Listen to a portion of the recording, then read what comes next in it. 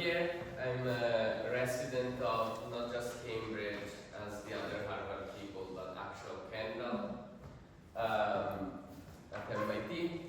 And in the past years, I've been working on, let's say, optimization for machine learning, so implicit bias of SGB and other phenomena of optimizers.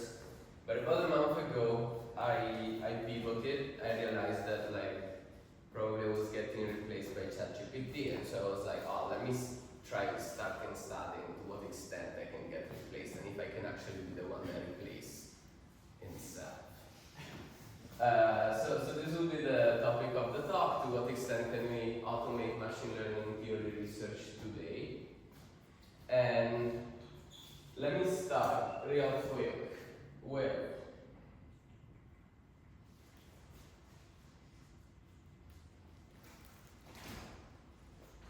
how real this is. How real this is up to, let's say, last week. So, about empirical research in machine learning, about 2 weeks ago, a paper on Nature appeared. This by Sakane AI, startup in Japan. And this is about something that happened exactly 1 year ago. They made this AI scientist V2. And this AI scientist V2 produced an empirical ML paper that got accepted into an ICLR workshop. This is great, except that this was an ICLR workshop. We all know the level is not that high, and many of the results were actually not novel, and the agentic system was not really ready to understand what was novel and what was not, and not even if most of the experiments were running or not. So this was the state, but it was the state of the art 1 year ago. There was no cloud code, so this was very exciting. In the past year, Google DeepMind actually came in with Google AI co-scientist, and it's not research automation end-to-end. It's just essentially what the name is. It's a co-pilot for biology, biotech, bioengineering scientists. Again, about 1 year ago, OpenAI came up with something called Paper Bench. The reason why I'm saying this is not exactly doing new research, but it's probably the only benchmark that we have so far on research-related tasks. What is that? They took papers of ICLR of 2025, and they made a simple agent, so just a loop of LLM, and they gave it to different LLMs, and they were they gave the PDF, and they said, reproduce the GitHub repository that does exactly the plots of this paper. Okay? The reason why I'm calling this research automation is that, in my opinion, you can actually use this or something like this. If you produce a paper, as me mathematicians, as also many physicists like to do, which has only the math in it, and it has to do plot here, then I would claim systems that top up this paper bench are also able to generate the papers, the plots for this paper. So this is not exactly automating research, but in my mind it is for this reason. What they found is that the best of the models, it was Sonnet, at the time could reproduce only 21%, and they hired 8 machine learning PhD students from all over the world, and they could do on average 41%. So they said, oh, AI systems are not yet as good as humans. Cool. On the theory side, there, 3 weeks ago, we came up with an agentic system to do machine learning theory research, and this is the topic of the talk, pretty much. But importantly, I want to ground this to, let's say, a physics-related ground truth. 2 days later, Anthropic came up with their new like science blog, and they took a professor at Harvard, and they asked the professor, can you make a paper from scratch with Claude? And we'll make a blog about your experience with it. So getting into this, like this professor is called Matthew Schwartz. I don't know if you guys know it. I don't, because I mean I don't personally now. I know the name.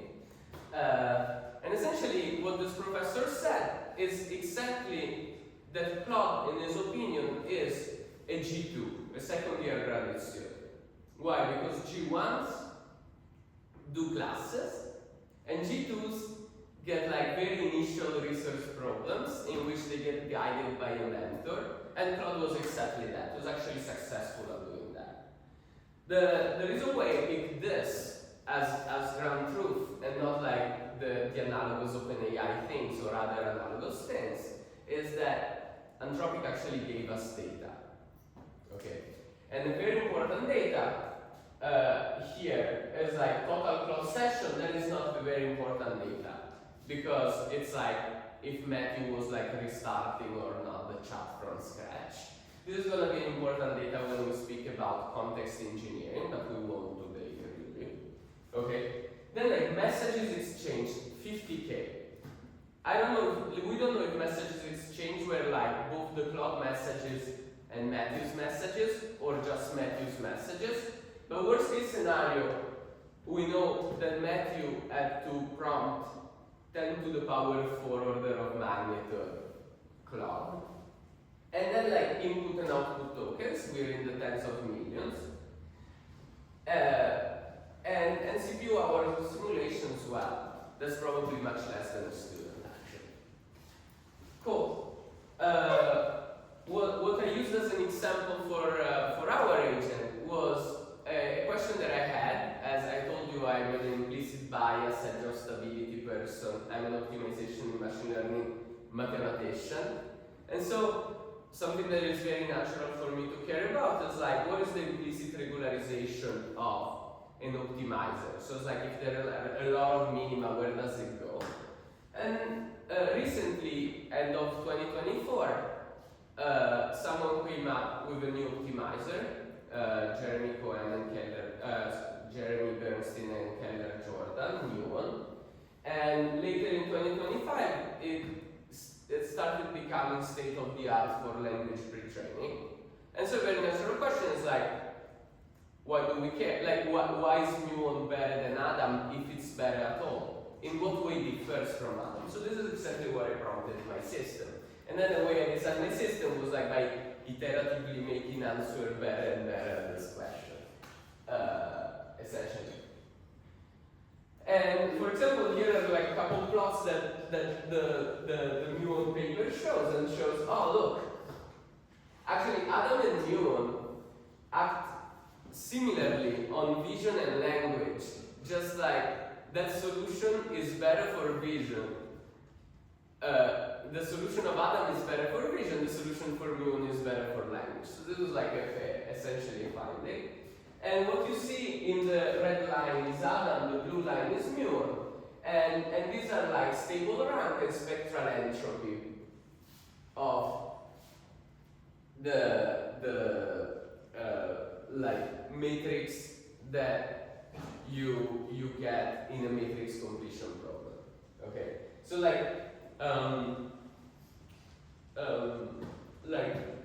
pitching real quick what this paper for Muon says. It's very unlikely that probably I cannot submit it to any conference because it is heavily AI generated. But essentially what Muon finds is that implicitly in matrix completion tasks, where you can actually, this is like an exactly solvable model, as we spoke a few times in the past week. And so I can exactly see where I go. And Muon is implicitly regularizing, is doing essentially gradient descent plus a regularizer. Okay, it's analogous to that. And the regularizer is about the sum or the difference between the singular values of the matrix. And this induces Muon to get to to solution that have like very similar values. So muon kills the, like we started thinking, oh, that's a low rank bias, like we've seen all this optimizer, a low rank bias. Well, muon doesn't have it. And maybe and you can see it here, like here I'm plotting, for example, the singular values of the weight matrix. And like blue is muon, red is the nuclear norm minimum. Well, clearly I'm not going to the nuclear norm minimum. That's where GD and SGD go on this problem. Okay? And so maybe like what the paper concludes is that actually going to singular solutions with similar singular values in the weight matrices is actually probably better for language than for vision. And this will appear soon on arXiv. The reason why it's not there is that I think it's a very strong paper, but it's like 46 pages with like 20 euros. So I don't know to compact. Like the system didn't actually compact. It was like, oh, this is great, and it was keeping adding thing. Actually, I think it can be split in 3 different papers, to be honest. But I think it was very successful. Cool. So, but let me say why doing this before moving on. So, as I told you, why doing this? Because I'm getting automated, or like if I'm getting automated, that's better that I automate myself, so I'm the only one that like has a job in 2 years. But also like something that I was like asking myself from a theoretical perspective, now that I'm in a lab that does neuroscience and statistical learning theory, is what are the limits of intelligence? Meaning, what are the limits of intelligence of LLM-based systems? Okay, and I had no way to like I had like no ideas on how to tackle this problem, and so I thought, well, maybe a good way is to play with it and see if you can attain it.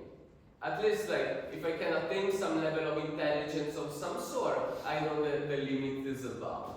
Otherwise, like, I may be a bad engineer, or that may be actually a limit of LLM-based intelligence.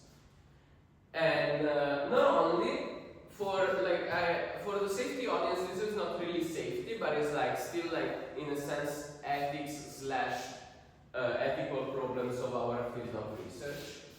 Everyone been complaining for 10 years plus that like ML machine learning has too many papers that are low quality, you don't understand how to compare them.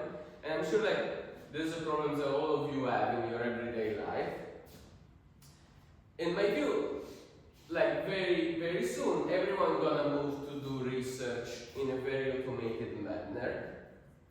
Probably already, like I was already a reviewer of ChatGPT output of my own prompts. This was like the way I became in the past year. And the idea is that maybe we cannot limit the papers. It's actually bad to have less paper in reality. It's good if there are a lot of papers, like the field gets solved much faster. So the point is not having less paper. The point is that being able to trust this paper.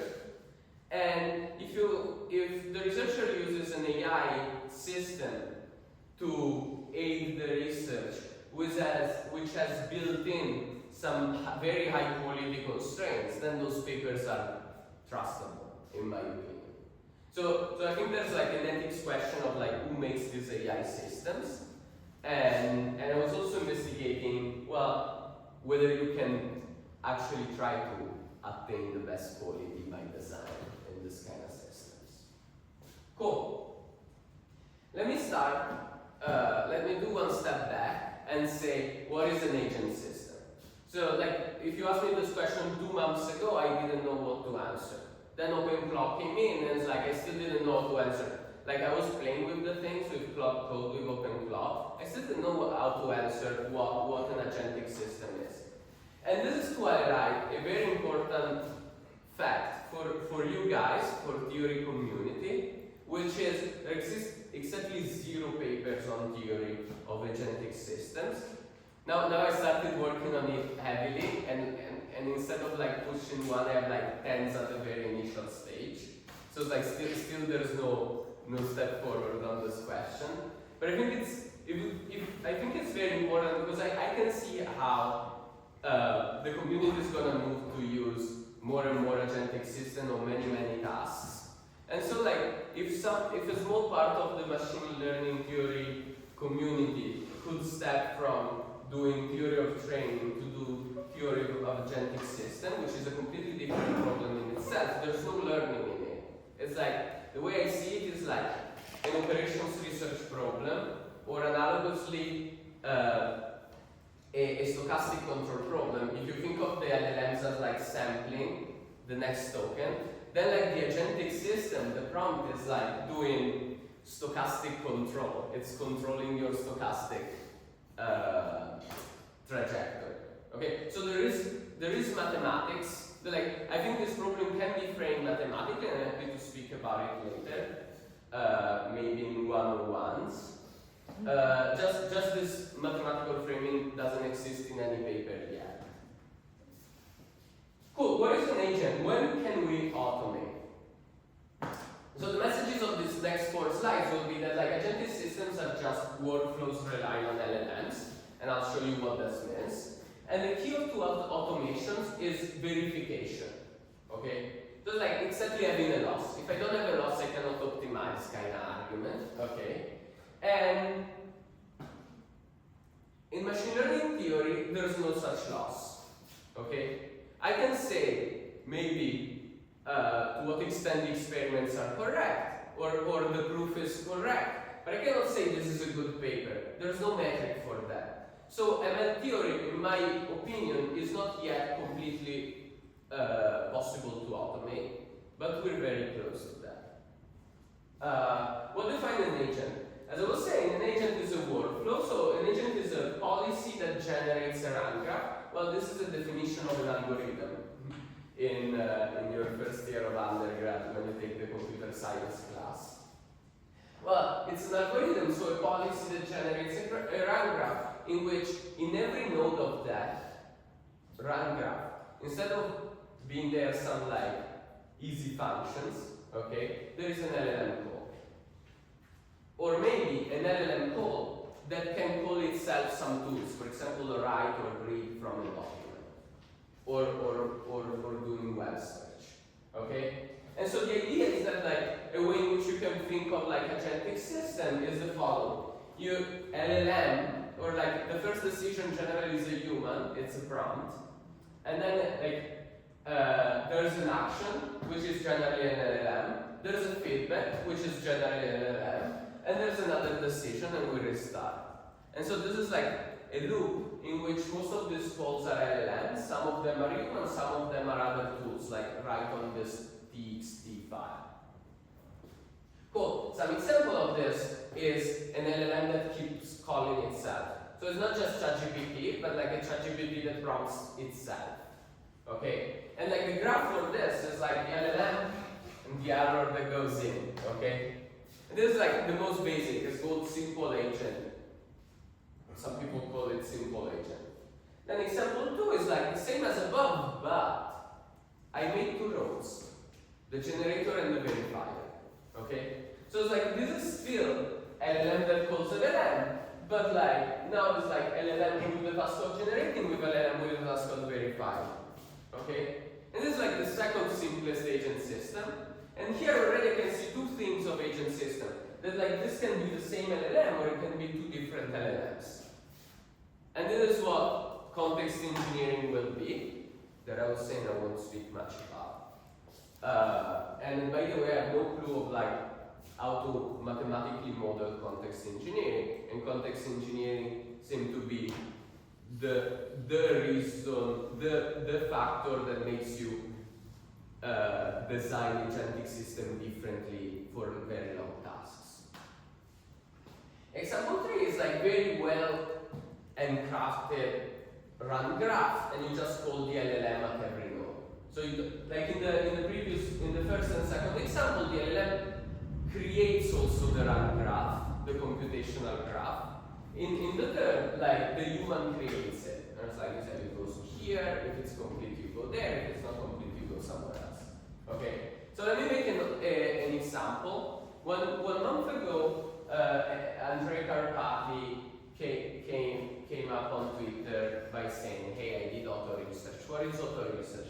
Auto research was a task for agents. So you can take your Cloud Code and give the auto research task. And essentially the task is to edit a train.py. Okay. So this has two tools, write and read. So some people give 3, which is also web search, but if you give 3, then it's one shot. Like the web searches and web shots, it is not as fun. Okay? And then like it gives, this is very important, a verification, a way to verify, a metric. And so it says, automatically change the train.py and then run 5 minutes of pre-training on NanoGPT. And if the validation loss after 5 minutes is better than at the stage before, restart from there. Other come back and restart generating. Well, this like running 5 minutes is just a verifier. It's not part of the actual agentic system, as people would claim. So here you have a generator and a verifier. This is example 2. Okay? When to stop? Like in the example I made before, like when you have the example 1, so like LLM keeps looping. When to stop is when it decides to stop. And in a sense, like when you see computation as a this point of view, like the task is exactly when you stop, right? And the idea is that when you stop, for example, in the case of a verifier, or in the case of like the LLM looping itself, can be seen as a 0-1. For example, you had a task, did you pass or fail? Okay. And this was the case of example 2, with the generator and verifier. And in the case of Carpati, actually that problem was much stronger, which we didn't have just a pass or fail. We actually had a continuous nice loss. And we could say, oh, keep doing better, stop doing, blah, blah, blah. We could actually compare different solutions. Okay? So there are different tasks. What I'm trying to say is that there are also different ways in which verification is defined, depending on the task. The task is actually how you verify the tasks, in a sense. It's like exactly as the task is the loss in machine learning. And what I'm trying to say is that there's a bottleneck to agentic system, which actually is a bottleneck to theory of optimization, okay? Which is, you can optimize only what you can compute. And the idea is that if you think about it, as I was saying, in auto research, you have 5 minutes loop, but then you can always compute this verifier, and this verifier is very dense in information. You can compare exactly every possible pair of files train.py. Then like in AlphaEvolve, there's some clear fitness function. For the iScientist of Sakana, it was just like re-asking itself, is that good? For machine learning theory research, actually we've known of those verifiers. It's like, it's meant to be taste. The best researchers are the ones with best taste, or best technique, but like the ones with best technique, they have to speak with the ones with best taste. Okay, and that's like I have no way to write down that verification. Again, I can write 0-1 verifications for the proof is correct or not, but like if that like theorem was the best way to mathematize that practical phenomenon, well, for this I don't have a method. Okay.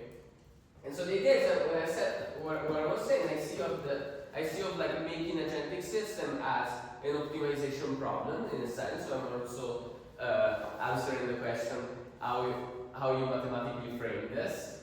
And the idea is that when you have a loss or utility, this loss is like nice in the way in which like nice according to the optimization community. Then like very often you can actually automate. If if you have a reward or like a 0, 1, this is like better than that one.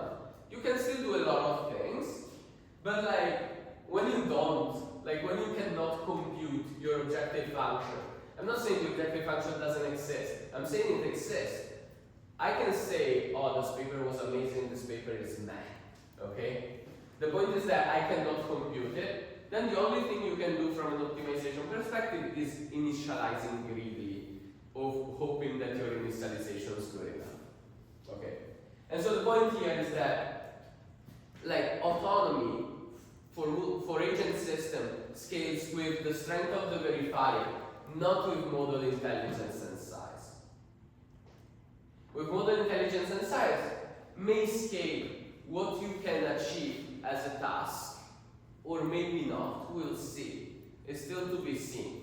The return on investment in making models larger is probably not here, okay? Or it's not obvious that it's here. Like autonomy in solving tasks is a verifier strength. Cool. So the messages that I was saying were like agentic systems are workflows, and the key to automation is like having a strong verification. Cool. So what we did, I already told you for machine learning theory, we have essentially no good verification, maybe verification to some of the steps. I was trying to attain this limit of intelligence. Yes? So maybe I just want to, like, in theory you could verify that what the paper did is correct. Yes. But then the problem is that it's not interesting maybe, or that there's no Exactly. way to do it, or Yeah, it's this, not quantifiable? That's what you're saying. exactly. Like, yeah, exactly. So I can verify that the experiments are correct and that the proof is correct. But for example, I cannot quantify, oh, where there's the best experiments to substantiate this phenomenological claim. Because like, whenever reviewers, like, I don't know, I have this feeling that like I keep putting better and better experiments in my papers, but reviewers still ask for more, you know? So it's like a collaborator of mine is always like, no, you do the great experiments, but in the submission you put only the okay experiments, and then they ask for more, and you're like overkill it, and you get accepted into NeurIPS. Yeah. Like there's no matrix, not even for humans, right? For like how good the experiments should be for this paper, etc., etc. So this is what I mean. And for taste, like it's well written. This is even less, I would say. Yes. I guess to what degree do you feel like the bottleneck in verification is like downstream bottleneck behavior cloning? Like for example, one can say like, well, there's like a ton of text on NeurIPS, return free or whatever, right? Like surely we can just simulate this and verify it.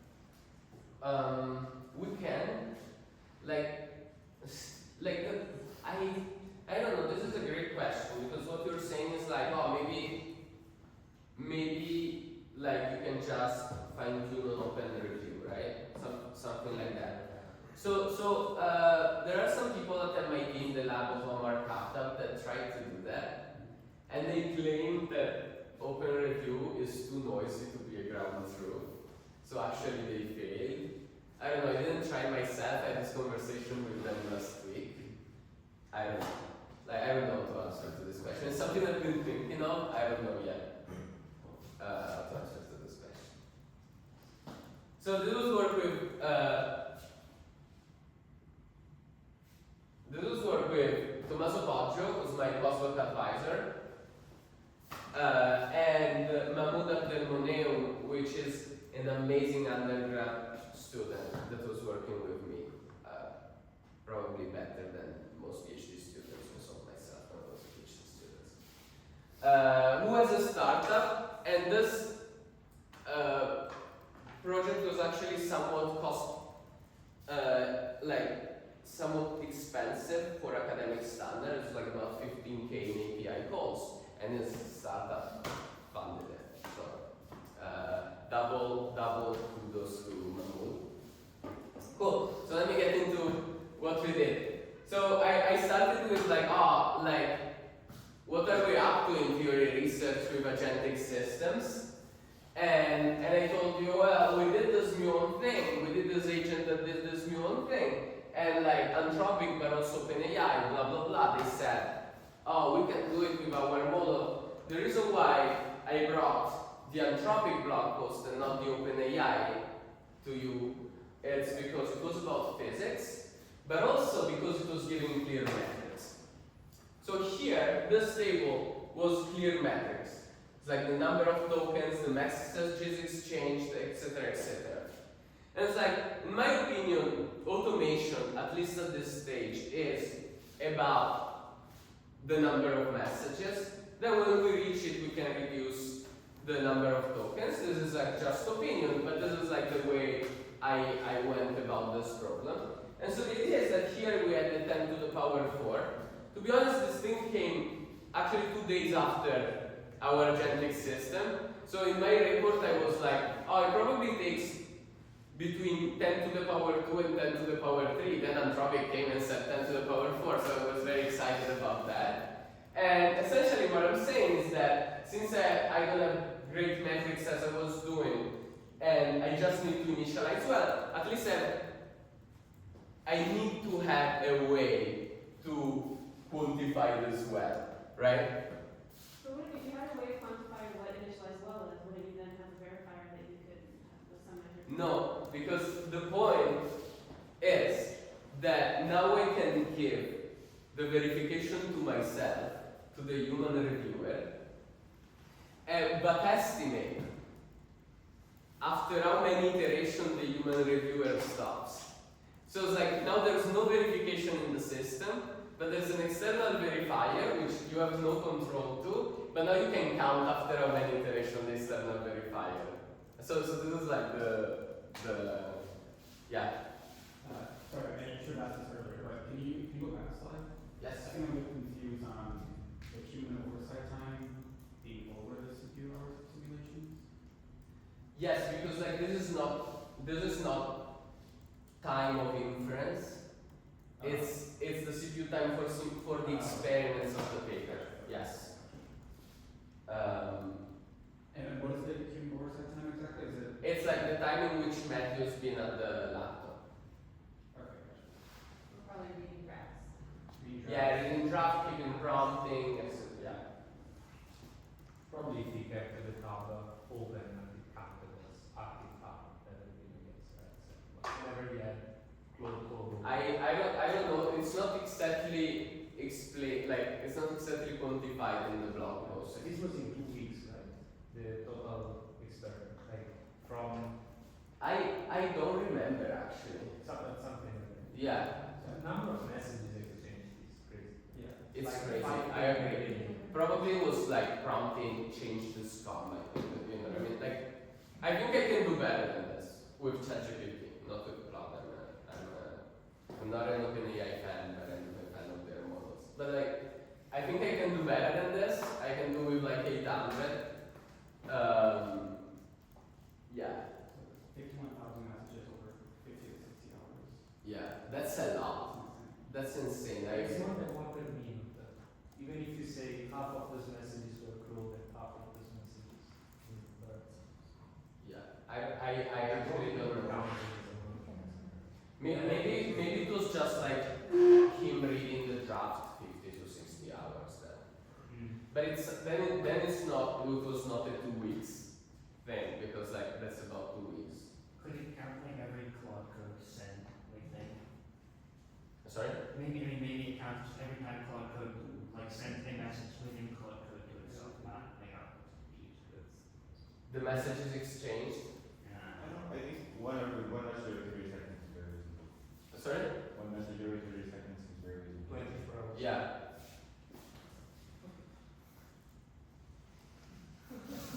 It's amazing you have time to digest. Okay, so I was saying, I cannot give a metric for verification, but I can give a metric for which, like, oh, I take the external verifier, how long it takes to accept. And the question is like, can I push 10 to the power 4 to 10? Pushing to 0 would be automation. Can I push it to 10? Okay, and this was like essentially the question. So let me say 10 minutes. And so I think humans still need to be some form of verifier instead of like taste or narrative arcs. And like most of like my prompts to Human was like, man, this narrative is shit. Like I would never read this thing, you know. But maybe I can do only for taste. So maybe I can do only for taste is about like compression on the human steering. So it's like compressing the human steering was essentially the principle of this effort. How's it built? So here there are two possible paths. Like as I was saying, I'm a mathematician. I was working on optimization. So like I see this like prompts compression task as an optimization problem. And like generally when you have an optimization problem, you can do either the primal or the dual. So the primal is like you automate everything and push up quality, essentially. The primal between automation and quality. And the dual between automation and quality is like you constrain quality very high up, or like what I believe is very high up. And then you automate step by step the small things.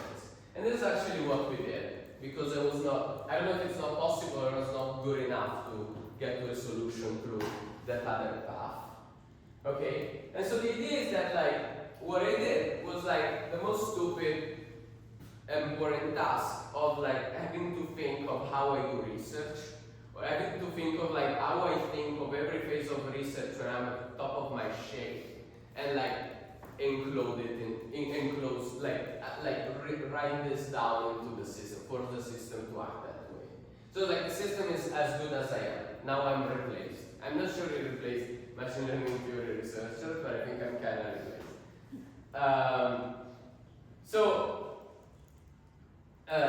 And then like essentially it's doing a cycle, is outputting a paper in PDF with the plots and everything, and then it's asking the human to review. And then like gets the review, and reviews itself, so you do not have to check the details of the math, but gets also the human review and restarts with the cycle. By the way, we have a website, we have like a technical reporting which explains this, and like on the GitHub you find the actual very good model, which like runs on API calls, and we also optimize like what model, if opus of GPT you call for every task. It's very expensive. The point was really quality, not cost. But we replicated this into a cloud skill and into an OpenCloud plugin. Not sure the OpenCloud plugin works well, but the cloud skill is what I use every day. If you have Cloud Max, otherwise you fill up your tokens, you should give it a shot, I think. Maybe you said this, but what's PAIMC? It's the name of our system. Yeah. Which stands for PI, like principal investigator, but principal agentic investigator.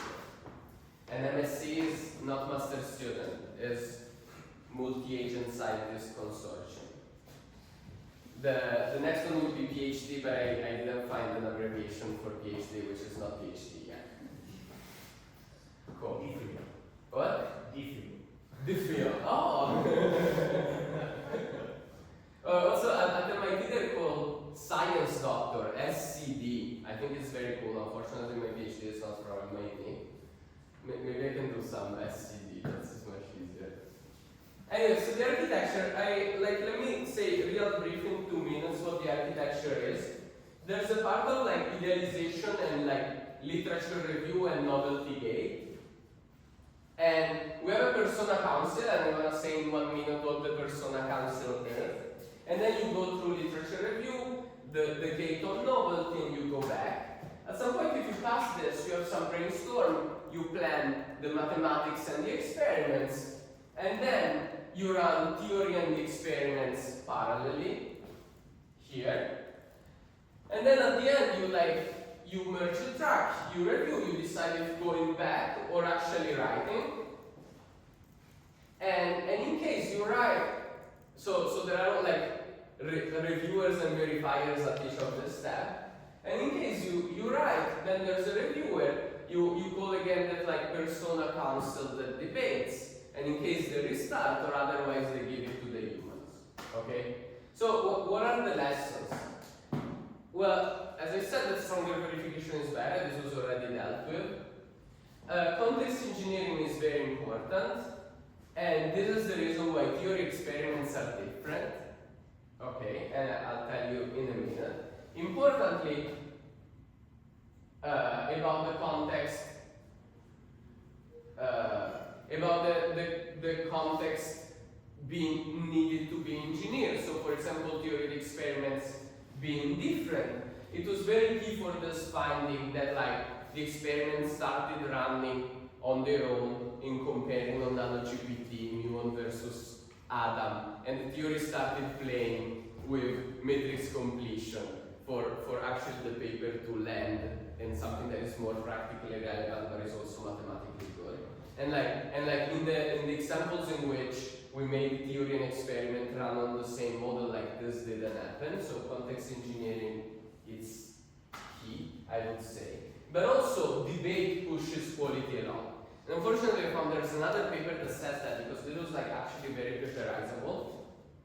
But like the quality of the outcome was very different when, sorry, I keep saying in the middle.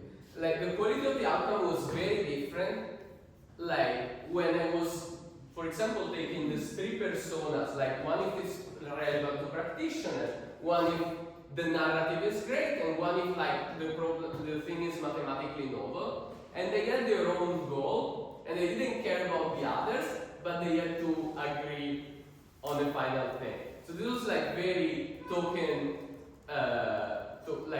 very costly in terms of tokens, but actually pushed the quality so much. This like debate with personality or like personal utilities for the small agents was actually like the thing that was changing a lot, the quality of the paper and the idealization.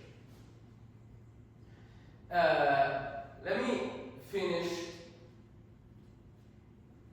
I have 3 minutes, I guess. So like three minutes with some questions and connect to essentially questions that I think can be answered by theory people. So first of all, crafting a reward, and this is something I would like to discuss with any of you if you're interested. Like, if you have any idea of how to metrify, like tasting research or narrative art, or you know some, like, I don't know, research in this domain that has been done, I don't know, in philosophy or somewhere else, I don't. So please let me know, that would be very interesting. Like, we could, like, let a new leap of automation into the system.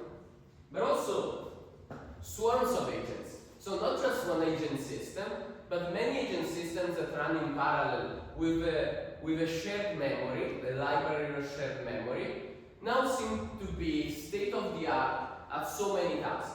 They're literally like 2 weeks ago, this Hive project from Berkeley became state of the art in so many Kaggle problems just by sending a swarm on it.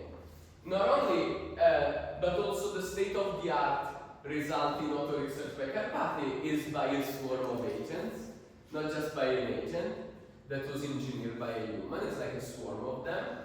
And there was this like mini golf competition of OpenAI, which was very hot. OpenAI pulled it up and said, oh, like we're gonna hire based on this. Well, the swarm of agents by Berkeley was like topping it multiple times.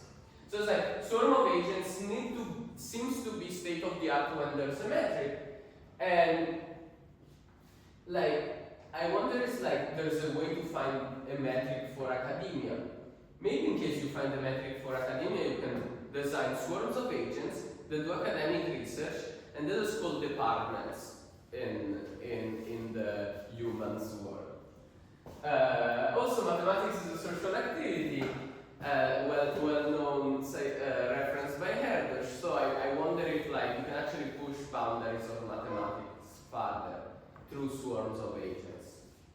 And the open questions for the theory community, like restarting with the swarms question, is like, is it possible to theorize when like a swarm is better than a parallelization, or when a parallelization of agent is better than just one agent? This is actually, I think, a theory question, and I'm working on these questions with a master student of mine. But if you have any, like, I don't know, common feedback idea, I'm very happy to work together.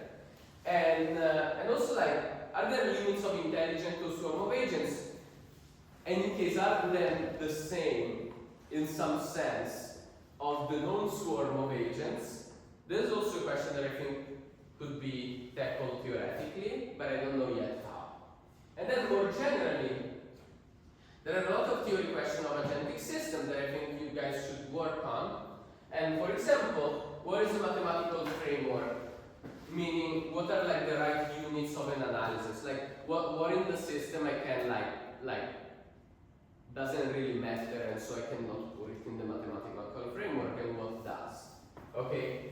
And then I was saying, like, my way to think of it is a stochastic, like, that the outcome of the agent is a stochastic control problem, and the agent is the control. This is the way I think about it, and I'll like put this thought. Like, I never put these thoughts on archive because that didn't allow me to prove anything surprising yet. And Clarissa here told me that there's no value in the framework if you didn't prove anything with that. So I tried a bit in my head, and I didn't put it on archive.